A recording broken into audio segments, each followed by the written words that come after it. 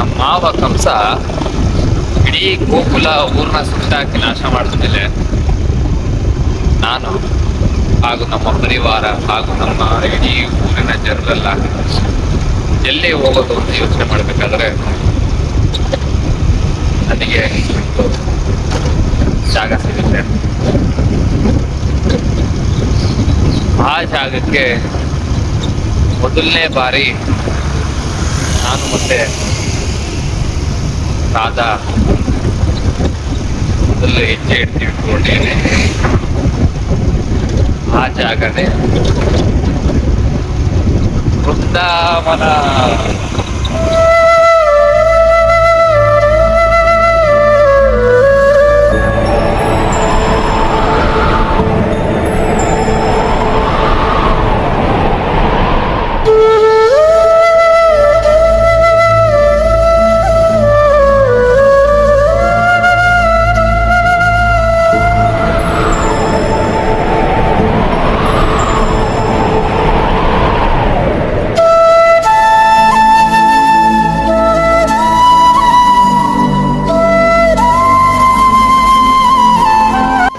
नोडिली खाने देता Yes. मेरे को Yes, yes. Only for you. Only for me. Thank you. ನೋಡಿ ಊಟ ಕೊಡ್ತೀರಿ ಅಂತ ಹೇಳಿದ್ದಾರೆ. ಈಗ ಸದ್ಯ ಅವರು ಅಲ್ಲಿ ಒಳ್ಳೆ ಟೀ ಮಾಡ್ತಾ ಇದ್ದಾರೆ. Tea ready. Thank you. Welcome. Super. ಅಚ್ಚಾ ಜಿಂಜರ್ ಶುಂಠಿ ಟೀ. ಇಲ್ಲಿ ಒಳ್ಳೆ ವೀವ್ ಇದೆ. ಬನ್ನಿ, ಒಳ್ಳೆ ವೀವಲ್ಲಿ ಹಿಂದೆನೆ ಚಾರ್ಧಾಮ್ ಹೋಟೆಲ್ ಟಾಪಲ್ಲಿ ಒಳ್ಳೆ ವ್ಯೂ ಇದೆ ಇವರಿಗೆ. ನೋಡ್ಬೋದು. ಓ ಭಯ್ಯ ಫೈಲ್ ಕರ್ನ ಹೀಗೆ ನಾನೇ ಕೃಷ್ಣ ಅಲ್ವಾ, ಎಲ್ರಿಗೂ ಸ್ವಲ್ಪ ಡೌಟ್ ಆಗ್ತಾ ಇದೆ. ಹರೇ ಕೃಷ್ಣ ಹರೇ ರಾಧೆ Hare Krishna, ಹರೇ Hare Krishna Krishna, Krishna, Hare ಹರೇ Hare Rama, Rama Rama, Hare Hare. ವೃಂದಾವನ ಅಂತಂದ್ರೆ ವೃಂದ ಅಂದ್ರೆ ತುಳಸಿಯ ವನ ಅಂತ.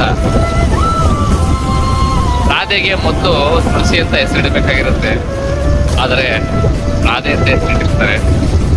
ಸೊ ರಾಧೆಗೆ ಇನ್ನೊಂದು ಹೆಸರು ತುಳಸಿ, ಅದಕ್ಕೆ ಇದು ವೃಂದಾವನ.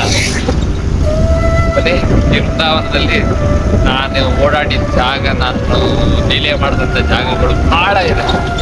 ಎಲ್ಲ ನಿಮಗೆ ಪರಿಚಯ ಮಾಡ್ಕೊಡ್ತೀನಿ. ಈಗ ನಾನು ನಿಮ್ಮನ್ನ ಕರ್ಕೊಂಡು ಹೋಗ್ತಿರೋ ಮೊದಲನೇ ಜಾಗ ವೃಂದಾವನಿನ ಇಸ್ಕಾನ್.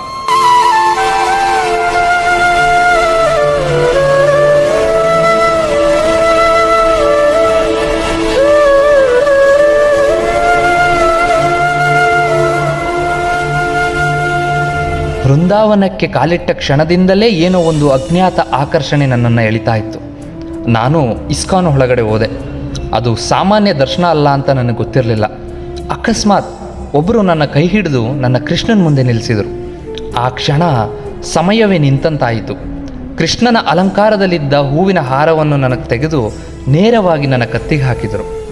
ಅದು ಒಂದು ಹೂವಿನ ಹಾರ ಅಲ್ಲ, ಅದು ಕೃಷ್ಣನಿಂದ ಬಂದ ಆಶೀರ್ವಾದ. ಆ ದಿನ ನಾನು ದರ್ಶನ ಮಾಡಲಿಲ್ಲ, ಕೃಷ್ಣನೇ ನನಗೆ ದರ್ಶನ ಕೊಟ್ಟ.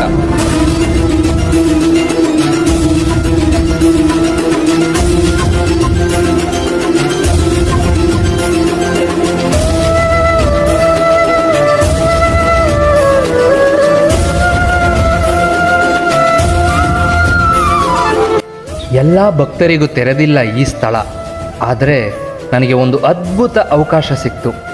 ನನ್ನನ್ನು ಅವರು ಕೈ ಹಿಡಿದು ಕರ್ಕೊಂಡೋಗಿ ನನ್ನನ್ನು ನೇರವಾಗಿ AC ಭಕ್ತಿ ವೇದಾಂತ ಸ್ವಾಮಿ ಪ್ರಭುಪಾದ ಅವರ ಪರ್ಸ್ನಲ್ ಲೈಬ್ರರಿ ಮತ್ತು ರೂಮ್ಗೆ ಕರ್ಕೊಂಡೋಗಿ ಕೂರಿಸಿದರು. ಇದು ಕೇವಲ ಒಂದು ರೂಮಲ್ಲ, ಇದು ಭಕ್ತಿಯ ಹೃದಯ.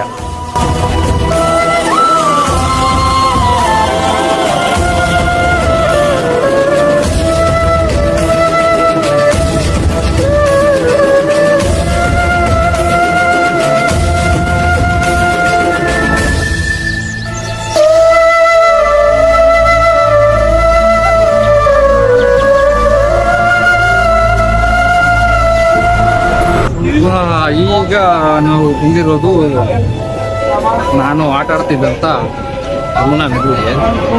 ಇದೇ ನದಿಲಿ ನಾನು ಏನು ಮಾಡಿದ್ದೆ ಅಂದರೆ ಸರ್ಪನ ಮಟ್ಟ ಹಾಕಿದ್ದೆ. ಹೆಂಗೆ ಹಾಕಿದ್ದೆ ಅಂದರೆ ಆ ದಿನ ಯಮುನಾ ನದಿ ವಿಷದಿಂದ ಕತ್ತಲಾಗಿತ್ತು. ಭಯದಿಂದ ಎಲ್ಲರೂ ದೂರ ನಿಂತಿದ್ರು. ಆದರೆ ನಾನು ಆ ನದಿಯೊಳಗಿಳಿದೆ. ಕಾಳಿಂಗ ಎಂಬ ಅಹಂಕಾರದ ಸರ್ಪ ನನ್ನ ಮುಂದೆ ಎದ್ದು ನಿಂತು. ಅದು ಕೋಪದಿಂದ ಎದ್ದಾಗ ನಾನು ಅದರ ಮೇಲೆ ಏರಿ ಅದರ ತಲೆಗಳ ಮೇಲೆ ನೃತ್ಯ ಮಾಡಿದೆ. ಒಂದು ತಲೆ ಅಲ್ಲ, ಅದರ ಅಹಂಕಾರದ ಪ್ರತಿಯೊಂದು ತಲೆ ಮೇಲೂ ನನ್ನ ಪಾದ ಸ್ಪರ್ಶವಾಯಿತು. ಕೊನೆಯಲ್ಲಿ ಅದು ಶರಣಾಗಿ ನಾನು ಅದನ್ನು ಕ್ಷಮಿಸಿದೆ. ಆ ದಿನದಿಂದ ಯಮುನಾ ನದಿ ಮತ್ತೆ ಪವಿತ್ರವಾಯಿತು. ನನ್ನ ಲೀಲೆಯ ಅರ್ಥ ಅಹಂಕಾರ ಎಷ್ಟೇ ದೊಡ್ಡದಾದರೂ ಭಕ್ತಿ ಮುಂದೆ ತಲೆ ಬಾಗಲೇಬೇಕು.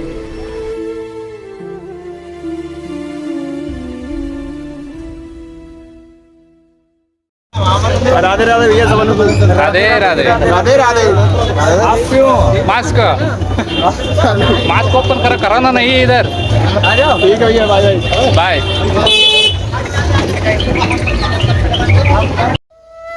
ಇದು ಚೀರ್ ಘಾಟ್.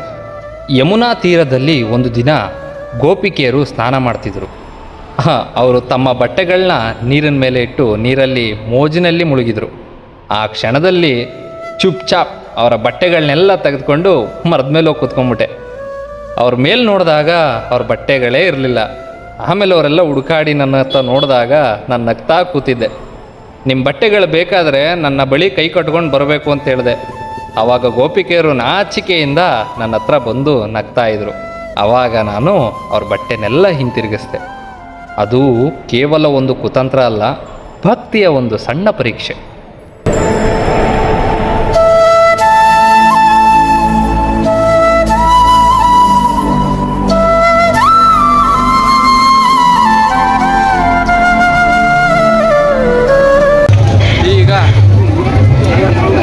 ನಾವು KC ಘಾಟಿಗೆ ಹೋಗೋಣ. ಸದ್ಯ ಇಲ್ಲಿ ನಮ್ಮ ಹನುಮಾನ್ದು ಎಲ್ಲ ಬ್ಯಾನರ್ ಹಾಕಿ ನಮ್ಮ ಬಾಸ್.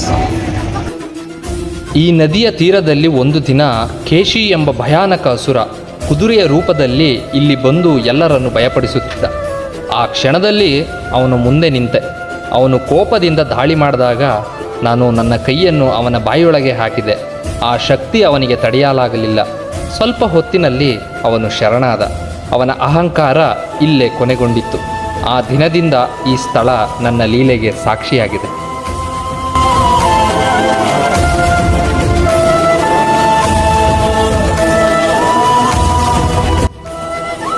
ಇದು ಯಮುನಾ ಘಾಟ್. ಈ ನದಿ ನನ್ನ ಬಾಲ್ಯದ ಸಾಕ್ಷಿ, ನನ್ನ ಪ್ರತಿಯೊಂದು ಲೀಲೆಗಳಿಗೆ ಸಂಗಾತಿ. ಇಲ್ಲೇ ನಾನು ನನ್ನ ಸ್ನೇಹಿತರ ಜೊತೆ ಆಟ ಆಡ್ತಿದ್ದೆ ಮತ್ತು ರಾಧೆಯ ಜೊತೆ ಕಳೆದ ಕ್ಷಣಗಳು ಇಂದಿಗೂ ಈ ನೀರಿನಲ್ಲಿ ಪ್ರತಿಧ್ವನಿಸುತ್ತದೆ. ಇಲ್ಲಿ ನಗುವುಗಳು ಮಾತ್ರ ಅಲ್ಲ, ಪ್ರೀತಿಯ ನೆನಪುಗಳು ಕೂಡ ಹರಿಯುತ್ತವೆ. ಕಾಲಕ್ಕೆ ವಿಷವೂ ತುಂಬಿತ್ತು, ಆದರೆ ನನ್ನ ಸ್ಪರ್ಶದಿಂದ ಮತ್ತೆ ಪವಿತ್ರ ಆಯಿತು. ಇದು ಕೇವಲ ಒಂದು ನದಿಯಲ್ಲ, ನನ್ನ ಮತ್ತು ರಾಧೆಯ ಅನಂತ ಪ್ರೀತಿಗೆ ಸಾಕ್ಷಿ ಹಾಗೂ ಭಕ್ತಿಯ ಹರಿವು.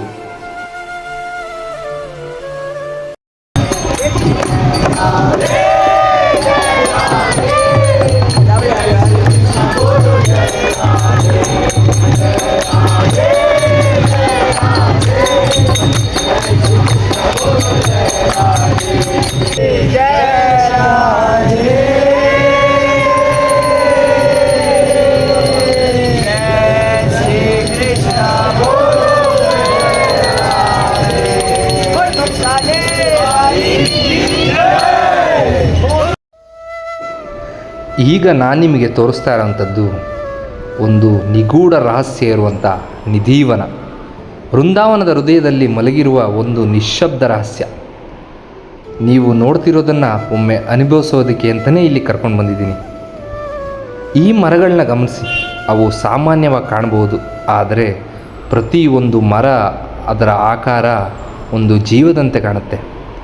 ಹಗಲು ಸಮಯದಲ್ಲಿ ಇದು ಕೇವಲ ಒಂದು ತೋಟ, ಆದರೆ ಸೂರ್ಯ ಅಸ್ತಮಿಸಿದ ನಂತರ ಇಲ್ಲಿ ಎಲ್ಲವೂ ಬದಲಾಗುತ್ತೆ. ನಂಬಿಕೆಗಳ ಪ್ರಕಾರ ರಾತ್ರಿ ಆದಮೇಲೆ ಈ ಮರಗಳು ಜೀವಂತ ಆಗುತ್ತೆ. ಅವು ಗೋಪಿಕೆಯರ ರೂಪ ತಾಳುತ್ತೆ. ಆ ಸಮಯದಲ್ಲಿ ನಾನು ಮತ್ತು ರಾಧಾ ಇಲ್ಲಿ ಬಂದು ಭೇಟಿಯಾಗ್ತೀವಿ. ಈ ನಿಶ್ಶಬ್ದದ ಮಧ್ಯದಲ್ಲಿ ಮತ್ತೊಮ್ಮೆ ನಡೆಯುತ್ತೆ ಆ ರಾಸಲೀಲೆ. ಆದ್ದರಿಂದಲೇ ಇಂದೂ ಕೂಡ ರಾತ್ರಿ ಆದಮೇಲೆ ಇಲ್ಲಿ ಯಾರನ್ನೂ ಉಳಿಸೋದಿಲ್ಲ. ಈ ರಾಸೆಯನ್ನು ನೋಡೋದಕ್ಕೆ ಅಂತ ಯಾರಾದರೂ ಇಲ್ಲಿ ಉಳಿಯಲು ಪ್ರಯತ್ನ ಮಾಡಿದ್ರೆ ಅವರಿಗೆ ಮತ್ತೆ ಬೆಳಕು ಕಾಣೋದೇ ಇಲ್ಲ. ನಂಬಿಕೆ ಇದ್ದವರಿಗೆ ಇದು ದಿವ್ಯ ಅನುಭವ, ಆದರೆ ನನ್ನ ಪ್ರೀತಿನ ಅರಿತವರಿಗೆ ಇದು ಸ್ವರ್ಗ. ಒಮ್ಮೆ ಮನಸ್ಸಿನಿಂದ ನೋಡಿದ್ರೆ ನನ್ನ ಸನ್ನಿಧಿ ಇಲ್ಲಿ ಇನ್ನೂ ಇದೆ.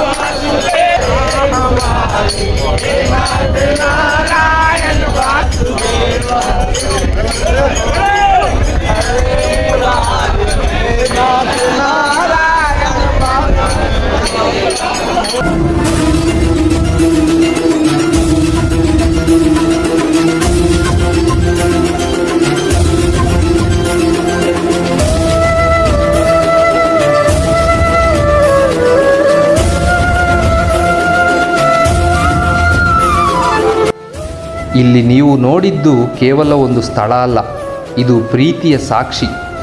ನಾನು ಯಾವಾಗಲೂ ಇಲ್ಲೇ ಇದ್ದೀನಿ, ಆದರೆ ನನ್ನನ್ನು ಕಣ್ಣುಗಳಿಂದ ಹುಡುಕಬೇಡಿ, ಮನಸ್ಸಿನಿಂದ ಅನುಭವಿಸಿ. ಅಲ್ಲಿ ನಾನು ಕಾಣಿಸ್ತೀನಿ. ಈ ನಿಶ್ಶಬ್ದ ಖಾಲಿಯಲ್ಲ, ಇದು ರಾಧೆ ಮತ್ತು ನನ್ನ ಪ್ರೀತಿಯ ಪ್ರತಿಧ್ವನಿ. ನೀವು ನಂಬಿದರೆ ನಾನು ನಿಮ್ಮ ಜೊತೆ ಇದ್ದೀನಿ, ನಂಬದಿದ್ದರೆ ನಾನು ಕೇವಲ ಒಂದು ಕತೆ. ಇಂದು ಇಲ್ಲಿಂದ ನೀವು ಹೋಗ್ತಿದ್ದೀರಾ, ಆದರೆ ನಾನು ಇಲ್ಲೇ ಇರ್ತೀನಿ.